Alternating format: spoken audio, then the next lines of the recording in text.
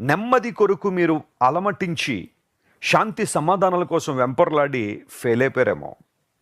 లేదా కొన్ని సందర్భాల్లో ఇక నాకు ఆశలేమీ లేవు, నా ఆశలన్నీ గతించిపోయాయి, నాకు నిరీక్షణ లేదని విసిగి వేసారిపోయిన పరిస్థితులను వచ్చేసావేమో.